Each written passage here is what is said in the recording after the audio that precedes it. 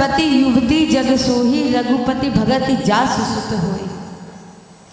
माँ बनने का अधिकार कौन है? किसे है माँ बनने का अधिकार?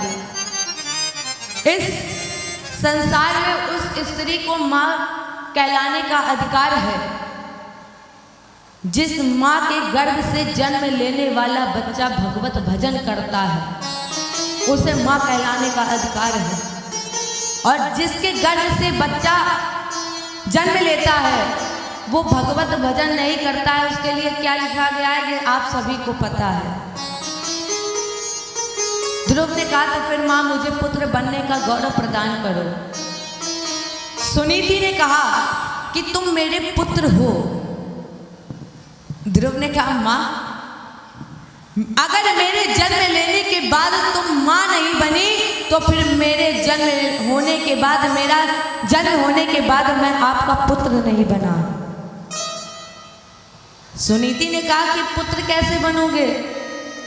ध्रुव ने कहा सुन जननी सोई सुत बड़ भागी, सुन जननी सोई सुत बड़ भागी, सुन जननी सोई सुत बड़ भागी, सोई जननी सोई सुत बड़ भागी, सुन जननी सोई सुत बड़ भागी। सोई जननी सोई सुत बड़ भागी, जो पितु मात, जो पितु मात चरण अनुरागी। जो पित मात चरण अनुरागी। ध्रुव ने कहा सुन जननी सोई सुत बड़ भागी, जो पितु मात चरण अनुरागी। इस संसार में वो पुत्र बड़ भागी है जिसे माता पिता की सेवा का गौरव प्राप्त हो। इसलिए माँ मुझे आशीर्वाद दीजिए, मैं भगवान की गोद में खेलना चाहता हूँ, आपका आशीर्वाद चाहिए। ध्रुव ने आशीर्वाद लिया और आशीर्वाद लेकर के ध्रुव भगवत दर्शन करने के लिए चल पड़े। आपने सुना होगा तीर्थों का केंद्र ब्रह्मा जी की तपोस्थली, ब्रह्मा जी के द्वारा रचित सृष्टि का प्रथम मानव ब्रह्मावर्त बिठू। आज ध्रुव यहीं से चल पड़े। चलते हुए ये जब वंथा के जंगल में पहुंचे, भीषण जंगल था। नारद जी ने देखा कि 5 वर्ष का बालक दौड़ करके आ गए और बोले बेटा कहाँ जा रहे हो? नागुनात वमानम ते सम्मानम वापि पुत्रक, अलक्ष्यामा कुमारस्य सप्तर्षि क्रीडनादिषु।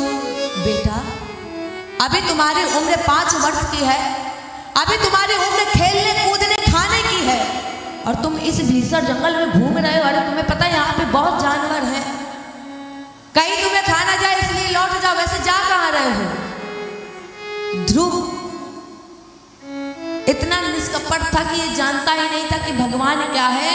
सीधे सीधे इसने बोल दिया कि मैं जा रहा हूँ भगवान से मिलने। जैसे ही ध्रुव ने कहा कि भगवान से मिलने जा रहे हैं, नारद जी मुस्कुराए, बोले बेटा भगवान से मिलना कोई खेल है?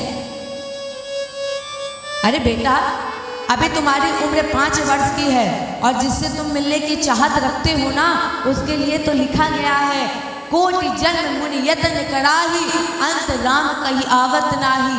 जो अंत में राम कह देता है वो इस धराधाम पर वापस लौट कर नहीं जाता है, और तुम उससे मिलने जा रहे हो। इतना भयंकर जंगल है, सिंह भेड़िया तुम्हें खा जाएंगे, इसलिए लौट जाओ। ध्रुव ने कहा बाबा मैंने आप जैसे संतों से ही सुना है, क्या उसे मारने वाला मैंने जग में नहीं निहारा, जगत में जिसका जगत पिता रखवाला। मैं कहता डंके की चोट पर सुनो कान लगाए लाला, हरि है 1000 हाथ वाला, हरि है 1000 हाथ वाला। बाबा जब वो 1000 हाथ वाला है तो फिर बाबा जाकोरा के साइया मार सके ना कोई। गुरुजी सीधे सीधे एक बात, क्या ध्रुव ने कहा मन में है संकल्प यह, जिसका कोई विकल्प नहीं, सिर्फ एक संकल्प है, और मैं ढूंढूं रघुवीर, और जो नहीं दर्शन होंगे तो तजते शरीर। गुरुजी अगर मुझे गोविंद का दर्शन नहीं होगा तो फिर मैं ये शरीर त्याग दूंगा।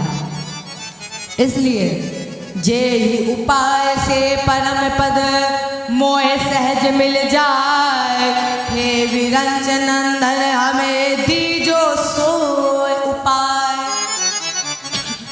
हे नारद वो विधि, वो पीड़ा, वो रास्ता आप प्रदर्शित कर दिए जिससे मुझे गोविंद मिल जाए। नारद जी ने कहा तो ऐसा करो, यमुना जी में स्नान करो, स्नान करने के बाद मधुवन में साधना, और हम तुम्हें एक मंत्र दे रहे हैं, उस मंत्र का उच्चारण। कौन सा मंत्र? ओम नमो भगवते वासुदेवाय। इस मंत्र का उच्चारण करो।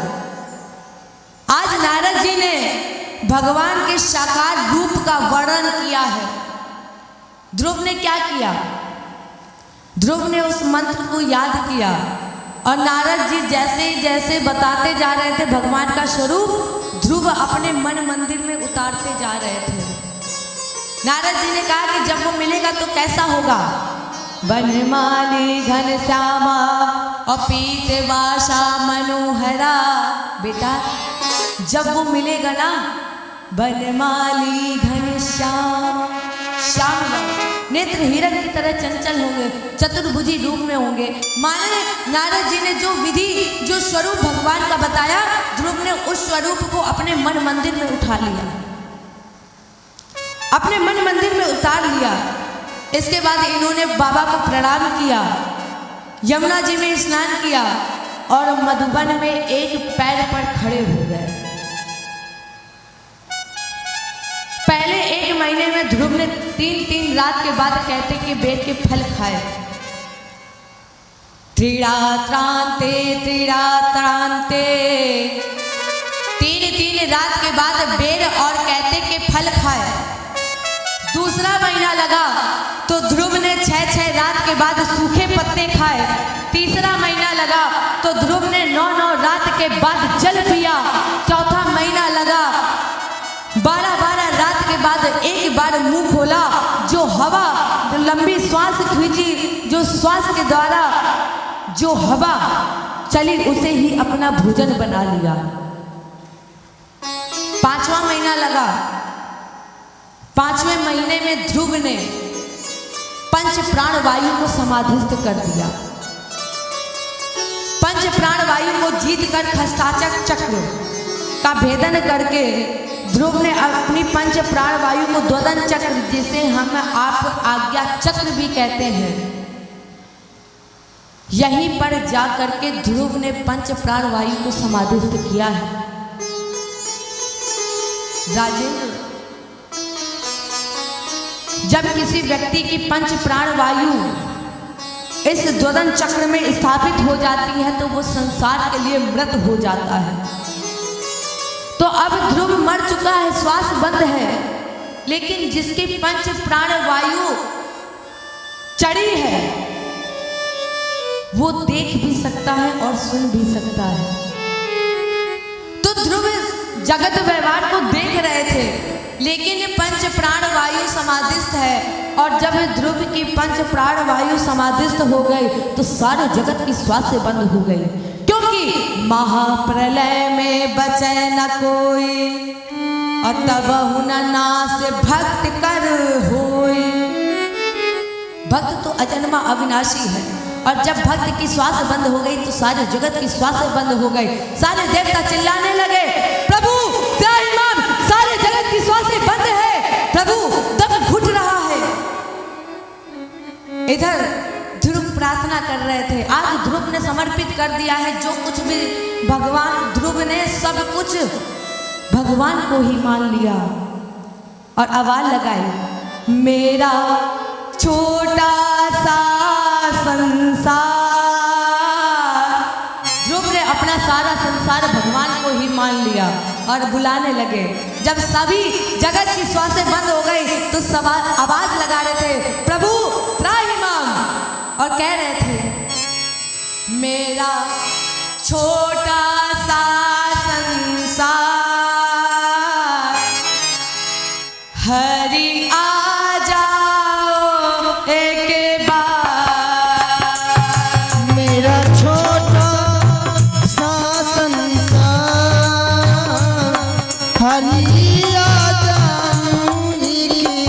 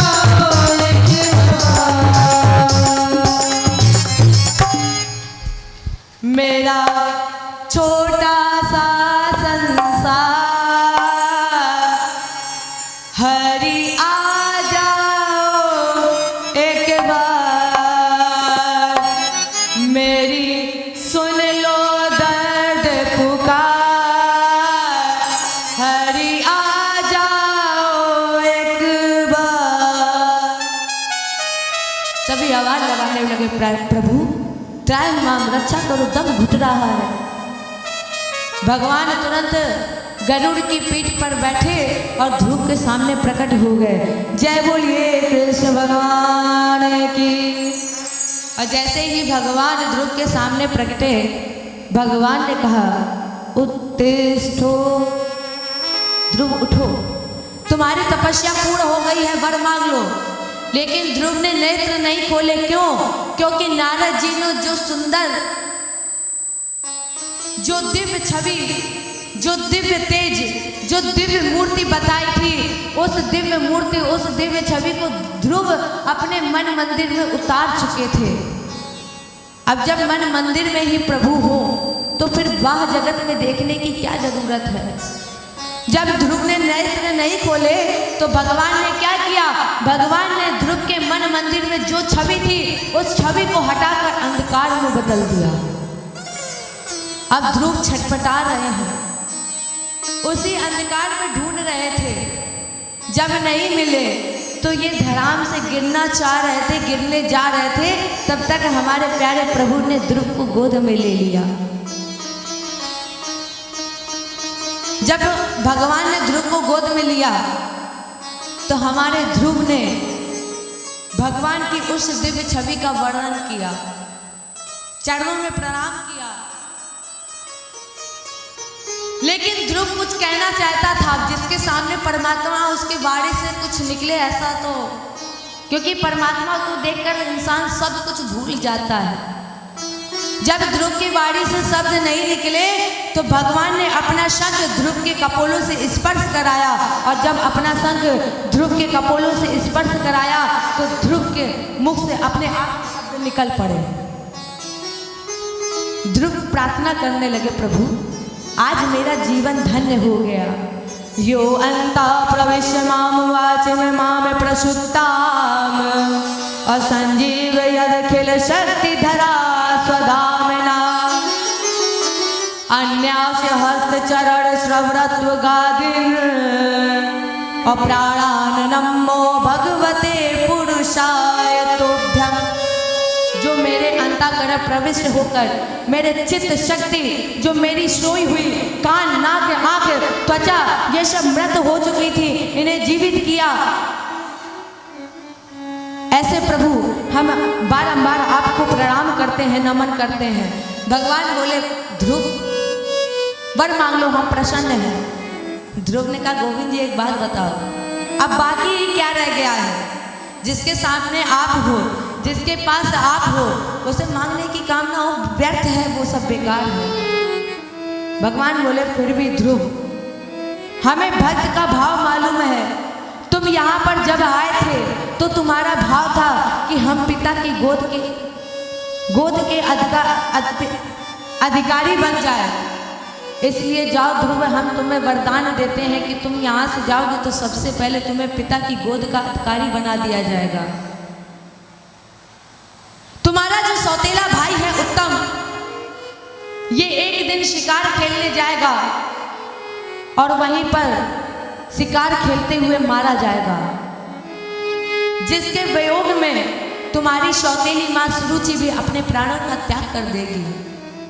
समय आने पर उत्तानपाद तुम्हें राज्याभिषेक करेंगे और ध्रुव 36,000 वर्ष तक तुम राज्य का भोग करोगे। लेकिन फिर भी भगवान को तसल्ली नहीं हुई। भगवान ने कहा मांग लो। ध्रुव ने कहा प्रभु मुझ पर इतनी कृपा करिए कि आपका आशीर्वाद हमारे ऊपर सदा बना रहे, आपकी शरण हमेशा हमें मिलती रहे। ध्रुव ने भगवान को प्रणाम किया और भगवान को प्रणाम करने के बाद ध्रुव वापस ब्रह्मावर्त विठूर की तरफ चले। ये आपने ध्रुव चरित्र सुना और इस ध्रुव चरित्र से, इस प्रसंग से दो बिंदु निकल के आते हैं। पहला बिंदु, जब ध्रुव लौट करके गया तो उस सुरुचि ने ध्रुव को गोद में उठाया, जिस सुरुचि ने कहा था अरे ध्रुव, अगर तेरे भाग्य में पिता की गोद में खेलने का अधिकारी है तो ध्रुव त्याग तो ये शरीर और इस शरीर को त्याग करके मेरी कोख से जन्म ले लो। आज उसी सुरुचि ने ध्रुव को सबसे पहले गोद में उठा लिया। क्यों? उत्तर बाबा ने लिखा है, सुंदर उत्तर दिया, जा पर कृपा राम कह होई, ता पर कृपा कर सब कोई। जिस पर राम की तो सभी कृपा कर देते, ये कौन सी बड़ी बात है। दूसरा बिंदु निकल के आता है, ध्रुव ने भी उस मां को प्रणाम किया है। किस मां को? मैया सुनीति को प्रणाम नहीं किया, सबसे पहले मैया सुरुचि को प्रणाम किया। क्यों?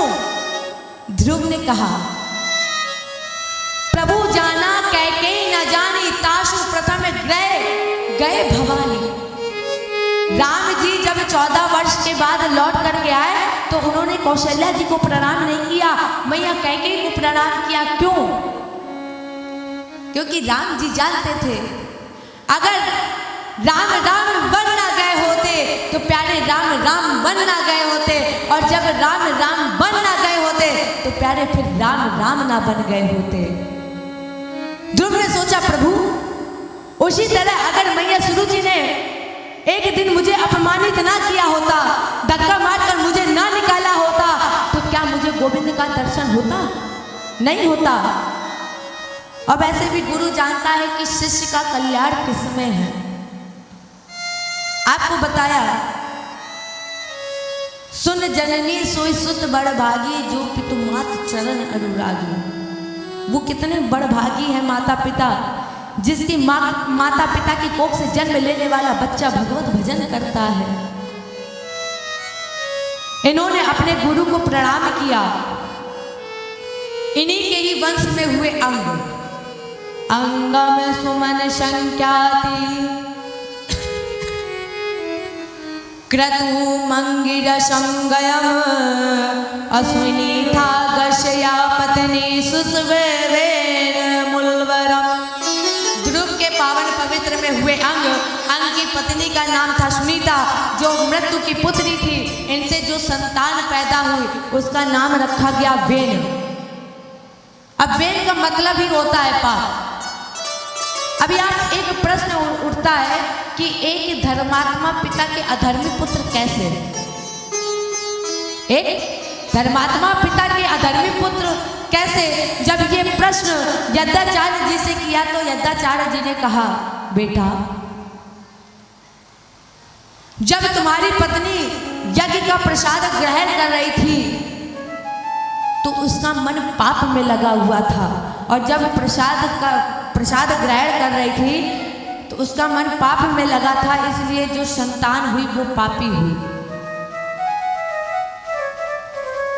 ऐसी वेन के पार्थिव शरीर को मत कर एक बौना पुरुष प्रकट हुआ, काले रंग का था, इसलिए कहा महाराज आदेश। कहा बैठ जाओ। महात्माओं ने कहा बैठ जाओ, लेकिन इसके द्वारा जो संतान पैदा होगी यही निषाद त्याग करेगी।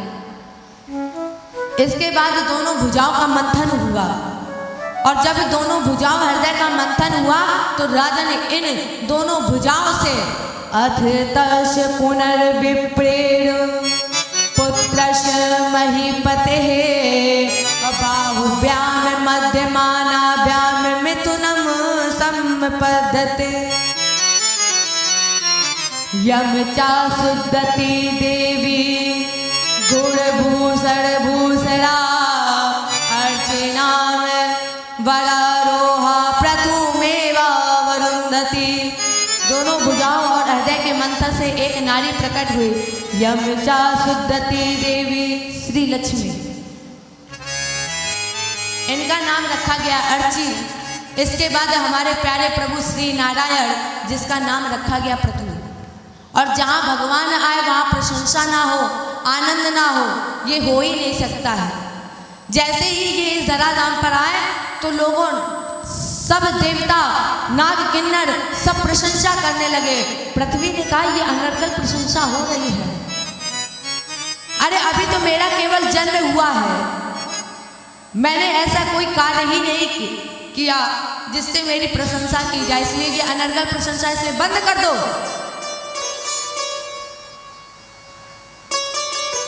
महात्माओं ने पृथु को राजा बना दिया। 24 अवतारों में एक अवतार है महाराज पृथु का। पृथु ने ही इस पृथ्वी को समतल किया, बराबर किया। पृथु ने 100 अश्वमेघ यज्ञ की दीक्षा ली। ब्रह्मावर्ते मनो क्षेत्रे यत्र प्राची सरस्वती। सरस्वती जी के किनारे ब्रह्मावर्त बिठूर में अत्रि जी के सानिध्य में एक संकल्प लिया कि हम 100 अश्वमेघ यज्ञ कराएंगे। 99 यज्ञ पूर्ण हो गए। सभी यज्ञ की जब तैयारी हुई, घोड़ा छोड़ा गया, इंद्र घबरा गया। इंद्र ने सोचा कि अगर यज्ञ पूरा हो गया तो कहीं इंद्र पद मुझसे ना छिन जाए, इसलिए इंद्र ने घोड़े का हरण कर लिया। प्यारे, एक बात हमेशा याद रखना, जीने के लिए 3 चीजें बहुत जरूरी हैं। संसार में जीने के लिए 3 चीजें बहुत जरूरी है। कौन सी 3 चीजें? पहली चीज 24 घंटे में एक बार सत्य, दूसरी चीज एक बार ईश्वर का दर्शन, तीसरी चीज करने के लिए कुछ ना कुछ काम। ये 3 चीजें बहुत जरूरी हैं। जब इंद्र ने घोड़े का हरण कर लिया, अब यज्ञ के आचार्य जो थे आवाज लगाई, प्रभु तुम्हारे घोड़े का हरण हो गया है। ऐसा करो, तुम्हारे पास जो 5 पुत्र थे उसमें से जो ज्येष्ठ पुत्र है उसको भेज दो। ज्येष्ठ पुत्र को भेजा, जिसने इंद्र को पराजित कर लिया, इसलिए इसका नाम रखा गया विजिताश्व। घोड़ा छीन लिया। दूसरी बार जब घोड़ा छोड़ा गया, इंद्र फिर भी नहीं मारा। इंद्र ने फिर घोड़े का हरण कर लिया। और जब अब की बार इंद्र ने घोड़े का हरण किया तो इनको आदेश मिल गया कि जा करके मार दो, क्योंकि यज्ञ में व्यवधान करने वाले का वध करने में कोई दोष नहीं है। इन्होंने इंद्र से घोड़ा छीन लिया। इंद्र को मारने के लिए जैसे ही तलवार उठाई, इंद्र शरण में आ गया, प्रभु त्राहिमाम मेरी रक्षा करो। प्रभु ने कहा कि तुम इस यज्ञ में इसलिए व्यवधान डाल रहे हो ना कि तुम्हें भय है कि तुम्हारा कहीं इंद्र पद ना चला जाए। इसलिए इंद्र, हम तुम्हें वचन देते हैं कि जो भी फल है इस यज्ञ का वो हम तुम्हें दान में दे रहे हैं। अब जब यज्ञ का फल दान में दे दिया तो यज्ञ एकदम निष्कपट, निर्विवाद, निश्चल भक्ति से पूर्ण हो गया। और जैसे ही यज्ञ निष्कपट, निर्विवाद, निश्चल भक्ति से पूर्ण हुआ तो राजेंद्र एक आश्चर्य हो गया। क्या? भगवान अपि वैकुंठा साकम मध्यवता विभु। आश्चर्य क्या हुआ? भगवान अपि माने, अपि माने भी, आज भगवान भी वैकुंठ को त्याग कर उस यज्ञ कुंड में चतुर्भुजी रूप में प्रकट हो गए। प्रभु ने प्रणाम किया। भगवान ने कहा, प्रभु हम तुम्हारे निष्कपट फल, निष्कपट भक्ति से प्रसन्न है, इसलिए वर मांग लो। प्रभु ने कहा, महाराज जी जिसके सामने आप हो वो कुछ मांगे, और वैसे भी आपका नाम तो करुणा निधान है ना, जिसका नाम ही दया का सागर है, जो खुद ही करुणा निधान है। करुणा निधान रहुआ जगत के दाता है। सभी भक्त मीठी मीठी तालियों की सेवा के साथ कहिए, दोनों हाथ उठाइए। करुणा निधान रहुआ जगत के दाता, करुणा निधान रहुआ जगत के दाता, करुणा निधान रहुआ जगत के दाता है। करुणा निधान रहुआ जगत के दाता है। करुणा निधान रहुआ जगत के दाता है। जाने जहान रहुआ जगत के दाता है। जाने जहान रहुआ जगत के दाता है।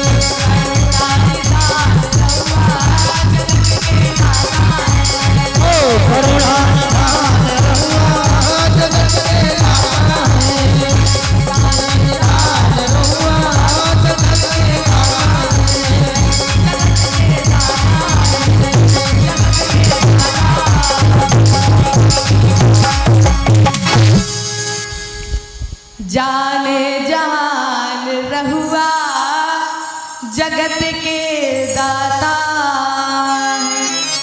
प्रभु अगर आप कुछ देना चाहते हैं तो फिर मुझे दीजिए 10,000 कान। इतना ही नहीं, दे दो दुनिया का त्याग और इन चरणों में अनुराग। अनुराग क्यों मांगा, ये समझने का विषय है। आप कितने भी तप कर ले, जप कर ले, लेकिन जब तक अनुराग नहीं है तब तक भगवान की प्राप्ति असंभव है। इसलिए ठाकुर जी मुझे दीजिए 10,000 कान, दुनिया का त्याग और अपने चरणों में अनुराग। इन्होंने शरद कुमार जी से दीक्षा ली, ज्येष्ठ पुत्र को राजा बनाया और शेष जीवन इन्होंने भगवत भजन में समर्पित कर दिया। इन्हीं के वंश में हुए प्राचीन वही, इन्होंने तो इतने अश्वमेघ यज्ञ कराए कि इन यज्ञों में उपर्युक्त कुशाओं को जब विसर्जित किया गया तो सारा भूमंडल फट गया। इन्हीं के पुत्र का नाम था प्रचेता, प्रचेतस्य। लेकिन राजेंद्र इनका हम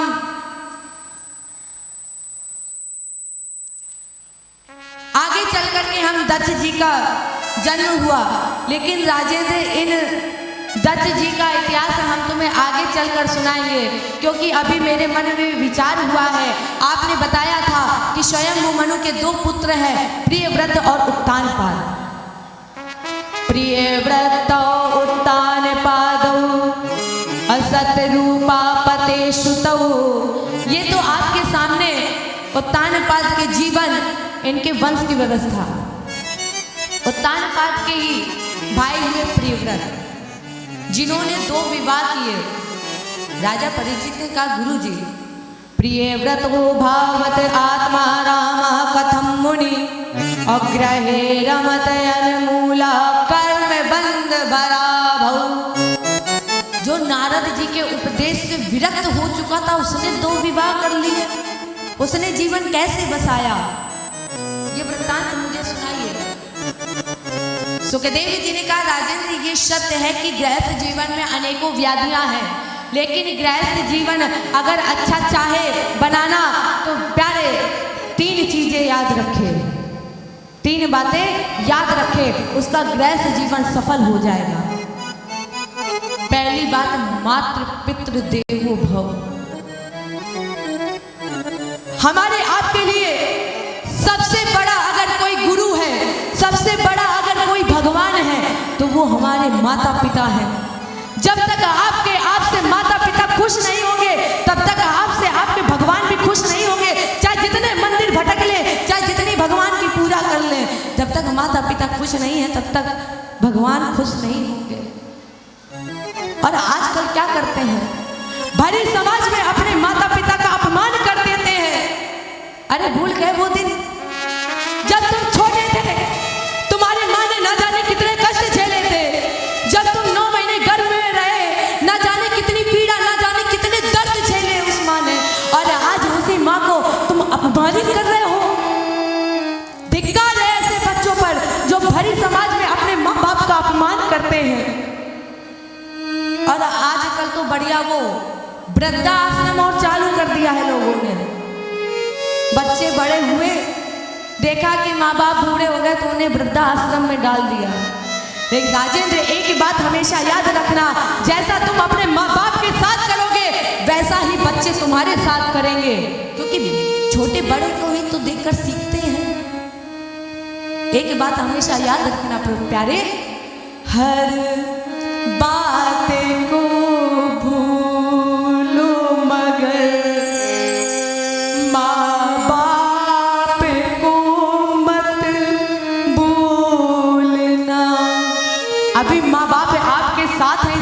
समझ में नहीं आ रहा है।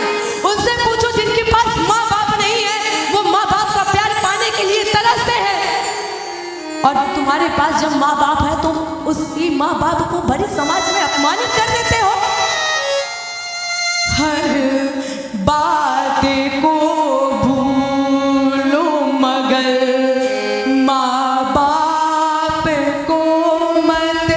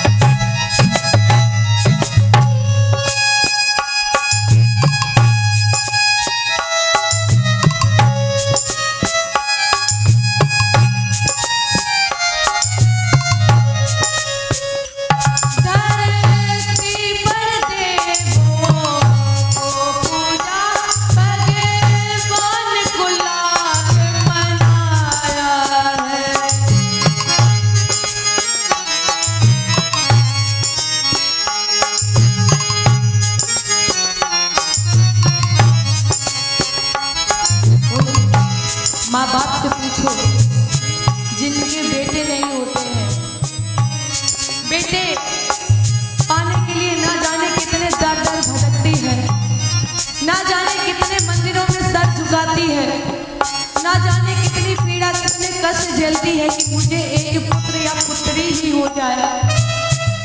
और जब तुम हो जाते हो, इस संसार में आते हो, तो अपने माँ बाप का अपमान कर देते हो।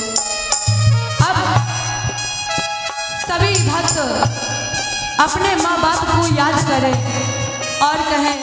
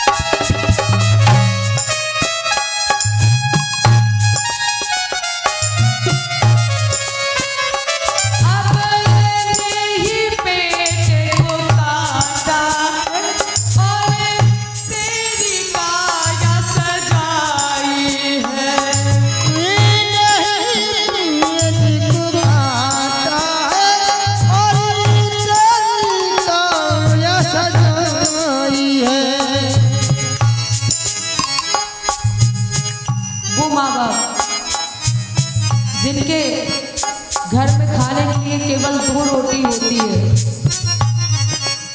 बच्चे होते हैं, पति होते हैं, लेकिन वो माँ अपना पेट नहीं भरती है, अपने बच्चे को पहले भोजन कराती है और जब बच्चे का पेट भर जाता है, अगर भोजन बचता है तब वो माँ भोजन करती है, वरना माँ भूखी ही सो जाती है।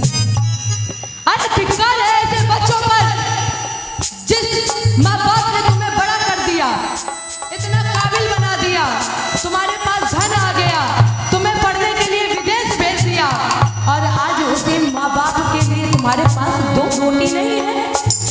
भेज दे तो प्रकाश, क्या कहा गया है, अपने ही पेट को काटा और तेरी काया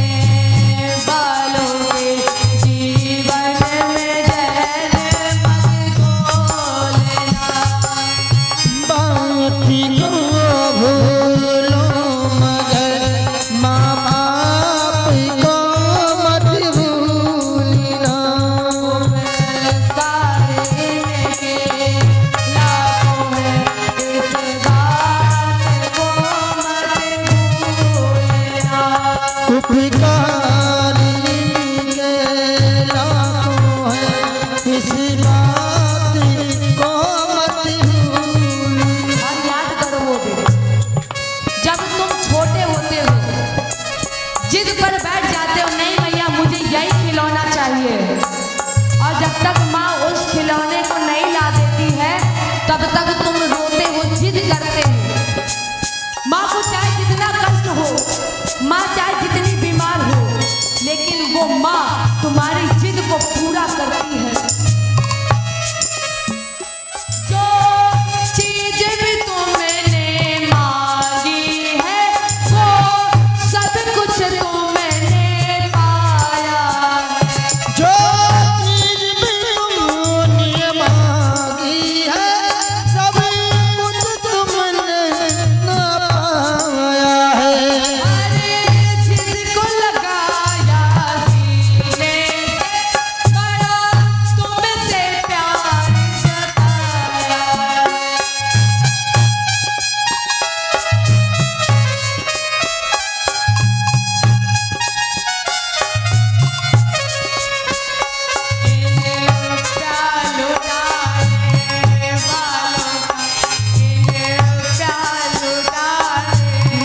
बालों का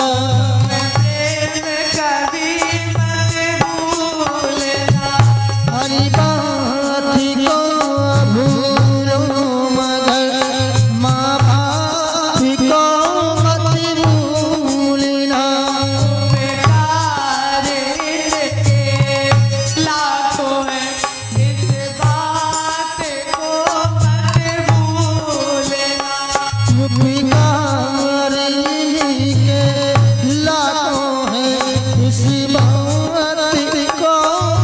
भूलना।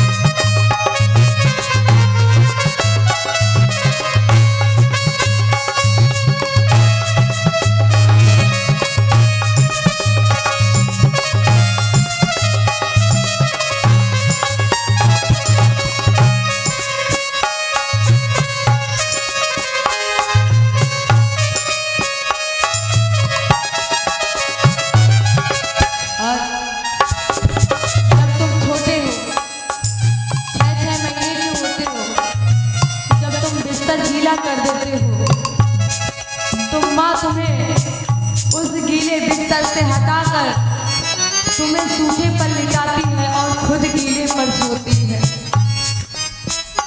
गीले में सदा ही सोई है, सूखे में तुझे सुलाया है।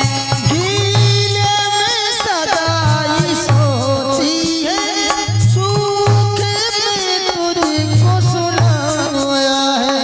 बाहों का बना करके झूला, दिन रात तुझे झुलाया है। बाहों में बना करके झूला, माने तुझको झुलाया है। निर्मल चले आँखों में, निर्मल चले आँखों में, एक आंसू भी मत ढोले। हरी बात को भूलो मगर माँ बाप को मत भूलना। एक बेटा जब बड़ा हुआ तो उसकी माँ ने उसको पढ़ाने के लिए विदेश भेज दिया। जब बेटा वो विदेश चला गया, उसके पास धन आ गया, घर आ गया, इतना बड़ा घर बना लिया और उस बेटे ने उसी विदेश में ही शादी कर ली।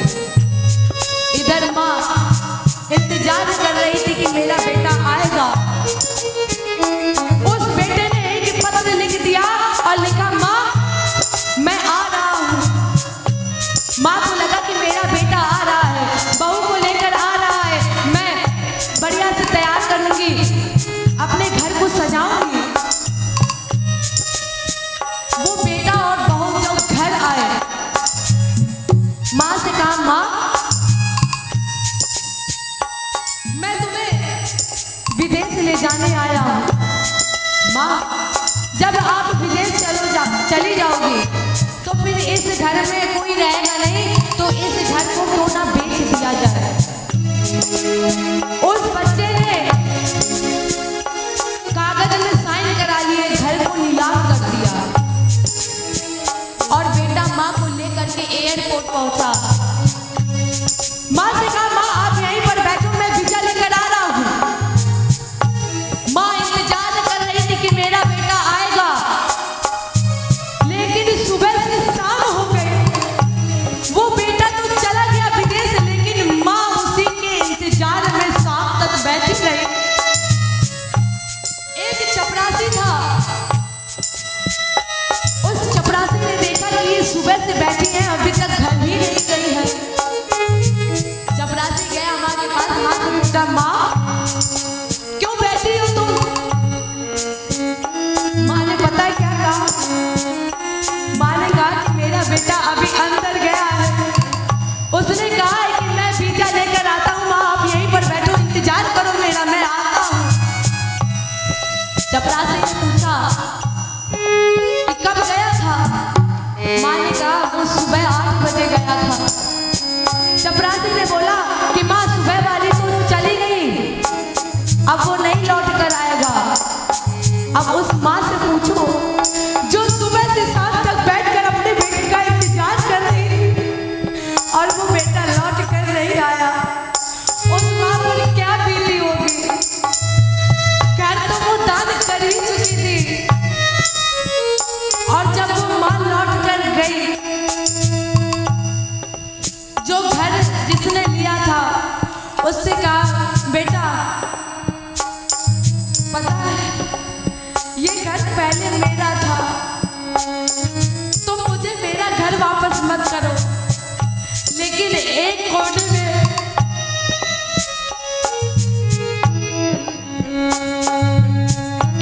में हमें पड़ा रहने दो, क्योंकि जब मेरा बेटा लौट कर आएगा तो कहीं वो मुझे ढूंढे ना, दर दर ना भटके, इसलिए मुझे एक कोने पर पड़ा रहने दो। अरे पगले, जब तेरे पास धन आ जाता है तो तू उसी माँ बाप का अपमान करता है। ऐसा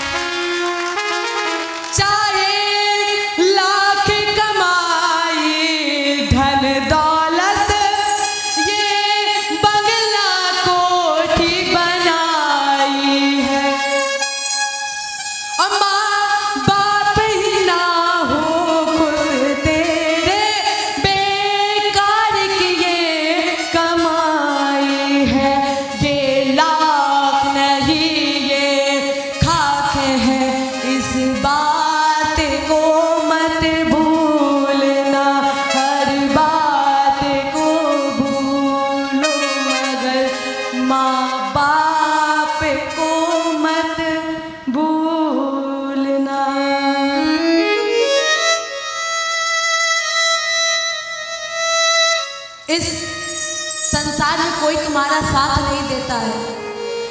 माँ बाप तुम्हारे सुख और दुख दोनों में साथ देते हैं। संसार के जितने लोग हैं वो तुम्हारे सुख में जरूर आ जाएंगे, लेकिन जब तुम्हारे ऊपर संकट होगा तो ये सब पीछे हट जाएंगे, कोई साथ नहीं देगा। तो गृहस्थ जीवन, पहली बात मान ले, मातृ पितृ देवो भव। दूसरी बात, गुरु देवो भव। गुरु का अर्थ क्या है? गु माने अंधकार, गु माने प्रकाश। जो अपने शिष्य को अंधकार से निकालकर प्रकाश की ओर ले जाए वो सच्चा गुरु गुरु है। वो गुरु गुरु नहीं है जो शिष्य को प्रकाश से अंधकार की ओर लेके जा रहा है। और आजकल तो ऐसे ऐसे गुरु बन गए, इतने गुरु बन गए कि कहने की बात ही छोड़ो, क्या कहें उनके लिए। तो वो गुरु गुरु है जो अपने शिष्य को अंधकार से प्रकाश की ओर ले जाए। तीसरी बात, अतिथि देवो भव। कौन से अतिथि? वो अतिथि अतिथि नहीं जो पहले से ही फोन करके बता रहे कि हम यहाँ पर आ रहे हैं, इतने बजे आ रहे हैं। वो अतिथि अतिथि नहीं होते हैं। अतिथि वो होते हैं जो अचानक आपके दरवाजे पर आ जाएं, वो अतिथि होते हैं। इसलिए राजेंद्र ये 3 बातें मान लीजिए तो आपका गृहस्थ जीवन सफल हो जाएगा। यही प्रियव्रत ने किया। नारद के उपदेश से विरक्त होने के बाद इनके माता पिता का निर्देश था, इसलिए इन्होंने 2 विवाह किए। प्रथम विवाह इनका विश्वकर्मा की पुत्री बृहस्पति जी से हुआ, जिनसे इनके 10 पुत्र हुए और 1 कन्या पैदा हुई, जो शुक्राचार्य जी के साथ ब्याही गई। 10 पुत्रों में से 3 पुत्र कवि महावीर और शवन, इन्होंने नैसर्गिक ब्रह्मचर्य ले लिया। अब प्रियव्रत के पास बचे 7 पुत्र। दूसरी पत्नी से 3 पुत्र पैदा हुए, उत्तम, तामस और रैवत। ये तीनों अपने नाम वाले मनमंत्रों के स्वामी हुए। राजेंद्र, ये वो प्रियव्रत है जिन्होंने रथ पर बैठकर भगवान सूर्य की 7 परिक्रमा की। इन 7 परिक्रमाओं से इस पृथ्वी पर 7 रास्ते बने और यही 7 रास्ते 7 समुद्र के रूप में परिवर्तित हो गए। परिणाम स्वरूप जब 7 समुद्र बन गए तो ये सारी पृथ्वी 7 भागों में विभक्त हो गई, बट गई। और इस पृथ्वी की नाप है 50,000 करोड़ योजन। एक योजन में 4 कोस होते हैं, एक कोस में 3 किलोमीटर होते हैं और ये 7 द्वीपों में बटे। प्रियव्रत के पास 7 ही पुत्र बचे थे। इन्होंने अपने 7 पुत्रों को एक द्वीप का राजा बना दिया। प्रथम द्वीप के राजा बने नाभि, जिनकी पत्नी का नाम था मेरु देवी। बहुत समय तक इनकी संतान नहीं हुई तो इन्होंने पुत्रेष्ठ यज्ञ कराया।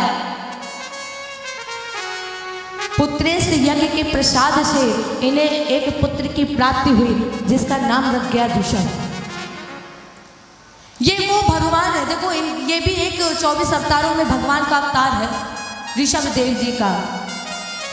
जब इनका प्राकट्य हुआ तो वहां आनंद आ गया।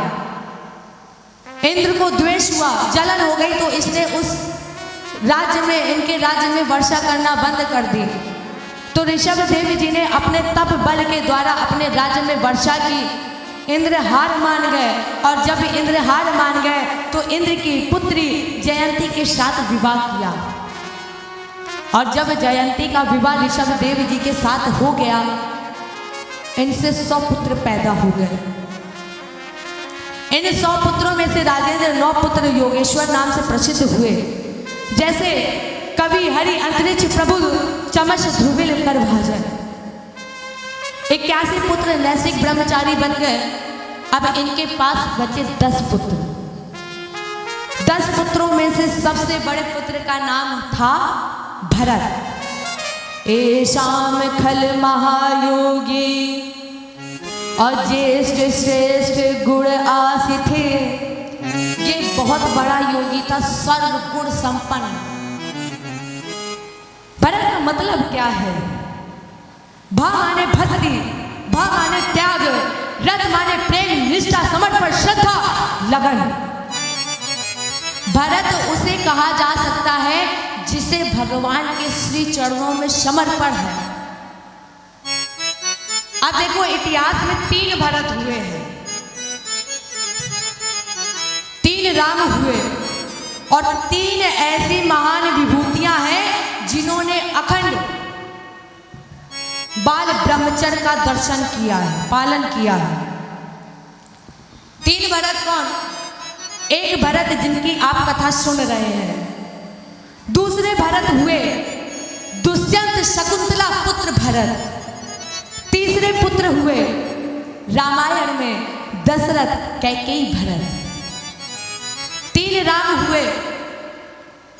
सबसे पहले पैदा हुए परशुराम, दूसरे कौशल्या दशरथ नंदन राम, तीसरे द्वापर में कृष्ण के बड़े भैया बलराम। 3 ऐसी महान विभूतियां हैं जिन्होंने अखंड बाल ब्रह्मचर्य का पालन किया है। उसमें से पहला नाम है सतयुग में हुए परशुराम जी का। ये अखंड बाल ब्रह्मचारी है। त्रेता में हुए अनंत बलवंत हनुमंत महाराज, जो आज भी हैं, ये भी अखंड बाल ब्रह्मचारी है। और द्वापर में भीष्म पितामह, ये 3 प्रमाणित अखंड बाल ब्रह्मचारी। और 3 ऐसी महान विभूतियां हैं जिन्होंने भगवान का पूर्ण विराट का दर्शन किया है। पहला, मैया कौशल्या जी को सौभाग्य मिला। दूसरा, मैया यशोदा जी को कब? जब भगवान ने मिट्टी खाई, मैया ने कहा मुंह खोलकर दिखाओ, तब मैया को वो सौभाग्य प्राप्त हुआ। तीसरा, गांडीवधारी अर्जुन को सौभाग्य मिला। इसके बाद ऋषभदेव जी ने अपने समस्त पुत्रों को बैठाला और बैठाल कर उपदेश दिया, बेटा जो मैंने किया है वो तुम मत करना। बेटा, ये शरीर संसार के भोग के लिए नहीं मिला है। नायम देहो देह भाजान लोके अकष्टान कर्मान हते बिन भुजान तपो दिव्यम पुत्र का देन सत्वम असुतेन स्मात् ब्रह्म शोखम त्वरंदम। नायम देहो, ये शरीर संसार के दुखदायी विषयों के भोग के लिए नहीं मिला है। बेटा, इस शरीर से इतनी उत्कृष्ट तपस्या करो कि ये शरीर शुद्ध हो जाए, आत्मा शुद्ध हो जाए। बेटा, जिंदगी में हजारों का मेला जुड़ा, हंस जब जब उड़ा तब अकेला उड़ा। इतनी उत्कृष्ट तपस्या करो कि तुम्हारी आत्मा शुद्ध हो जाए, अनंत ब्रह्म को प्राप्त कर लो। इसके बाद इन्होंने भरत जी को राजा बनाया और स्वयं दिगंबर वेश धारण कर लिए और परमहंस बन गए। इनके द्वारा जो धर्म चलाया गया वो आज विश्व में जैन धर्म के नाम से जाना गया। भरत राजा बने जिन्होंने विश्व रूपी कन्या पंचजनी से विवाह किया, जिनसे 5 पुत्र पैदा हुए, सुमति, राष्ट्रमृत, आवरण, सुदर्शन, धूम्रकेतु। कुछ समय तक भरत जी ने राज का भोग किया। इसके बाद इन्होंने सबसे बड़े पुत्र सुमति को राजा बनाया और राजा बनाकर ये गंडकी नदी के किनारे तपस्या करने के लिए चले गए। ये गंडकी नदी वो नदी है जिसका कुछ हिस्सा यूपी में, कुछ हिस्सा बिहार में और कुछ हिस्सा नेपाल में है। इसी गंडकी नदी में हमारे भगवान प्रकट होते हैं, भगवान होते हैं, भगवान रहते हैं। अब देखना राजेंद्र, जिस भरत ने भगवत भजन के लिए राज का भोग छोड़ दिया, राज छोड़ दिया। आज वही भरत एक मृगी के मोह में बंध गए। एक दातु महानाद्यम अकृताभिषेक नैमिका वश्यो। स्नान कर रहे थे, स्नान करने के बाद इन्होंने अंजलि में जल लिया और अंजलि में जल लेने के बाद तर्पण करने ही जा रहे थे। उधर से एक हिरनी गर्भ से थी, जल पीने का प्रयत्न कर रही थी। तब तक पीछे से सिंह की आवाज आई, वो डर गई और वो हिरनी उसी समुद्र में गिर गई। बीच में जाकर उसी हिरनी के बच्चे को जन्म हुआ। जब बच्चे को देखा तो भरत उस बच्चे के मुंह में बंद गए। भरत ने बच्चे को बाहर निकाला, हिरनी मृगी को बाहर निकाला, लेकिन जो इसकी माँ थी वो बहते बहते काफी दूर गई। भरत जी ने इसको गोद में लिया और कहा कि जा करके इसकी माँ के पास पहुंचाएं। जैसे ही भरत जी उस बच्चे को लेकर माँ के पास पहुंचे तो मृगी के नेत्र खुले हुए थे। भरत जी ने जब उस हिरनी को देखा तो ऐसा लग रहा था उस नेत्र से वो हिरनी कह रही है, भैया भरत, मैं तो इस संसार से जा चुकी हूँ, लेकिन अब मेरे इस बेटे का पालन पोषण तुम्हें ही करना है। इतना बंध गए भरत जी उस मुंह में, उस मृगी में, कि भरत जी उस मृगी को लेकर जब गए तो भरत जी जब भोजन करते थे, उस मृगी को भोजन कराते थे, भजन करते थे, तो सामने आसन लगाकर भजन कराते थे। और वैसे भी वो जानवर कब तक बंधा रहता? जानवर कभी बंधा तो रहता नहीं है। एक दो बार निकला, वापस आ गया, लेकिन अब की बार जब निकला तो वो लौट कर नहीं आया। शाम हो गई थी, भरत जी ने आसन लगाया, भगवत भजन करने लगे। और जब ये भगवत भजन करने लगे तो इनके मन में एक विचार आ गया। क्या विचार आया? भैया भरत, ये जो सामने आसन खाली पड़ा है ना, अगर वो मृगी होती ना तो ये आसन खाली ना होता। इतना रोए भरत जी वियोग में, इतना रोए कि रोते रोते इनके प्राण निकल गए। और जब इनका दूसरा जन्म हुआ तो ये मृगी के रूप में जन्म है। देखो, व्यक्ति की चार चीजें कभी नहीं बदलती हैं: मन, बुद्धि, चित्त और अहंकार। अगर मन तुम्हारा मरते समय भगवान में लगा है तो ये निश्चित है कि तुम परमात्मा को प्राप्त कर लोगे। भरत जी ने जब शरीर छोड़ा तो भरत जी का मन मृगी में लग गया, इसलिए भरत जी को मृगी बनना पड़ा। इन्हें पूर्व जन्म का कुछ ज्ञात था, इसलिए ये फिर भगवत भजन करने लगे। और अब की बार जब इन्होंने भगवत भजन किया और अब की बार जब शरीर छूटा, अब की बार जब मृग शरीर छूटा तो इनका तीसरा जन्म हुआ ब्राह्मण कुल में। अद कश्चिद द्विज वर्ष अंगिरा अप्रवरश समदम तपः। एक अंगिरा ब्राह्मण था जिसकी 2 पत्नियां थी। इनकी प्रथम पत्नी से 9 पुत्र पैदा हुए थे, दूसरी पत्नी से 1 पुत्र, 1 जोड़ा, 1 पुत्र और 1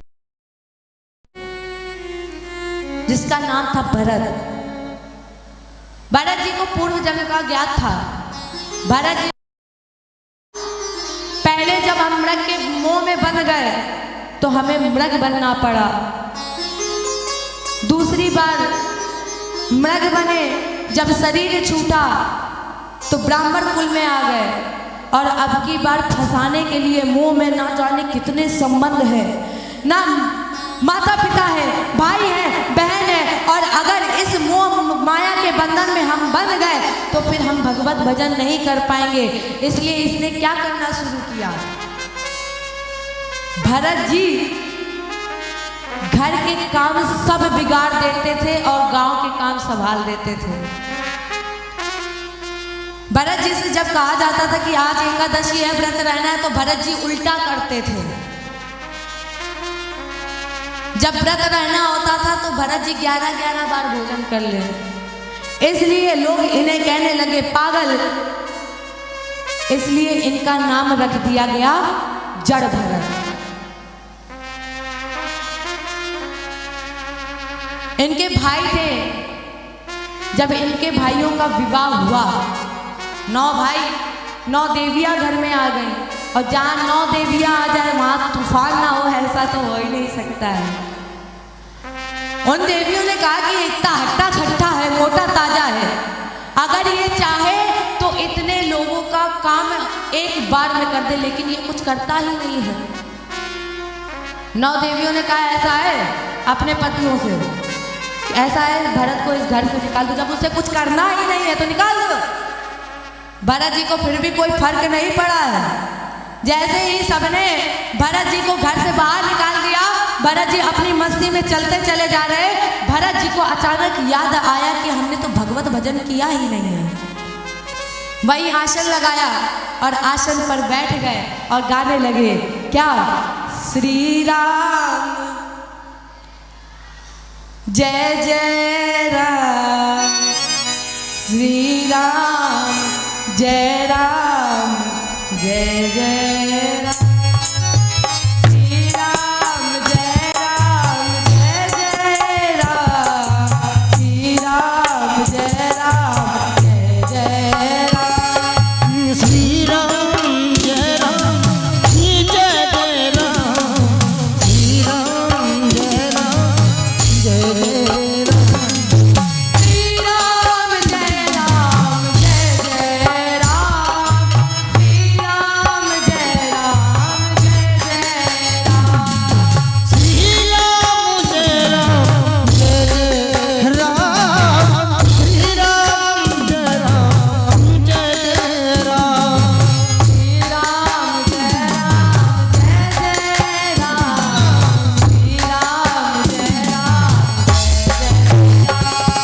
दो अक्षर का प्यारा सा नाम, श्री राम जय राम, जय जय राम, कौशल्या के प्यारे राम, दशरथ राजे दुलारे राम, कौशल्या के प्यारे राम, दशरथ राज दुलारे राम, कौशल्या के प्यारे राम, दशरथ राजे दुलारे राम, कौशल्या के प्यारे राम, दशरथ राज दुलारे राम, भक्तन के हितकारी राम, श्री राम जय राम, जय जय राम।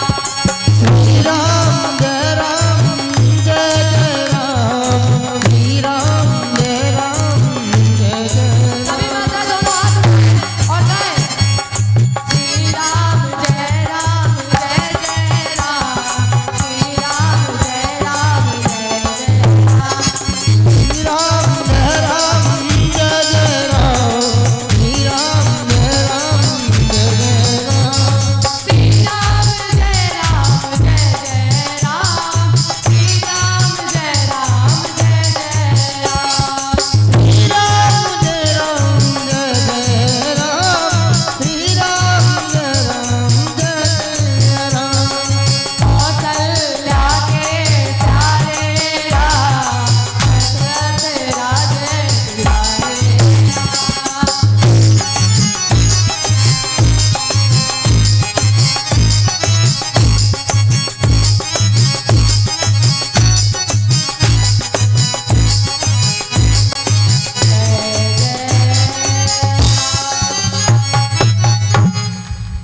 श्री राम जय राम, श्री राम जय जय। इधर भरत जी भजन कर रहे थे, तब तक डाकुओं के सरदार आ बैठे। डाकुओं ने कहा कि इसको ले चलो। अब जब डाकू भरत जी को माँ भद्रकाली गुफा में ले गए तो वहां पर स्नान कराया, पूजन किया, और माता जी के सामने खड़ा कर दिया। तलवार निकाली बलि देने के लिए। फिर सरदार ने सोचा कि जब किसी की हत्या की जाती तो उससे पहले इच्छा पूछ ली जाती है। सरदार ने सोचा कि चलो कुछ इससे पूछ लें। सरदार ने पूछा, कौन हो तुम? भरत ने कहा, जो तुम हो वो हम हैं। कहां से आए हो? जहां से तुम आए हो वहां से हम आए हैं। कहां जाना है? जहां तुम्हें जाना है वही हमें जाना है। सरदार ने कहा कि इसका मतलब ये पागल है। अरे पागल, तेरी हत्या कर दी जाएगी, तुझे मार दिया जाएगा। भरत जी ने सोचा, आहा, जब बेटे को भूख लगती है तो माँ ना जाने कहां कहां से बच्चे का पेट भरती है, लेकिन आज मेरी माँ को भूख लगी है तो आज मेरी माँ ने इस भरत को चुना है। भरत जी ने आवाज लगाई, माँ, ओ जंगल के राजा मेरी मैया को लेकर आ जा। और जैसे ही आवाज लगाई भरत जी ने, माँ वहीं पर प्रकट हो गई। माँ जी ने सभी डाकुओं की हत्या कर दी और जब सभी डाकुओं को मार दिया, माँ अंतर्हित हो गई। अब भरत जी मैया को प्रणाम कर पाए नहीं कर पाए, भरत जी को कोई ना दुख और ना सुख।